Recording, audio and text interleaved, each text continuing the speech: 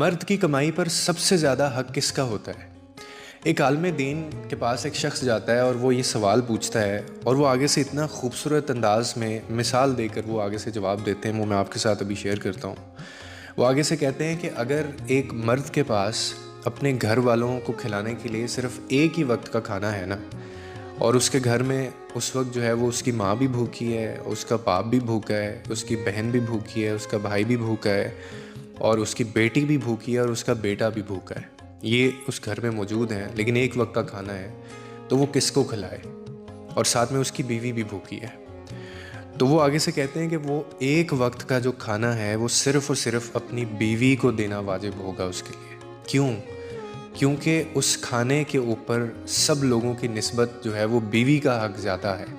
यानी बीवी पर ख़र्च करना मर्द के लिए सदका भी है, इबादत भी है, रिस्पॉन्सिबिलिटी भी है, ये तीनों चीज़ें हैं।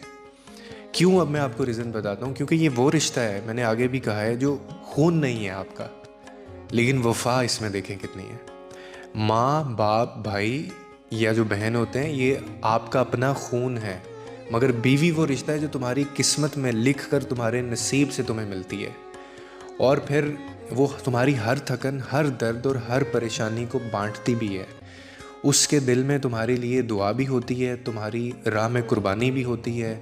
और फिर अल्लाह ने इसी रिश्ते के बारे में ये फरमाया है कि औरतें तुम्हारे लिए लिबास हैं और तुम उनके लिए लिबास हो। यानी आप अगर इसको थोड़ा सा समझें कि एक दूसरे का सहारा भी, इज़्ज़त भी और पर्दा भी। इसीलिए बीवी पर ख़र्च करना वो महज़ एक फ़र्ज़ नहीं है, बल्कि वो मोहब्बत का इज़हार भी है और वो सदका भी है। बाकी आपके ब्लड रिलेशंस हैं।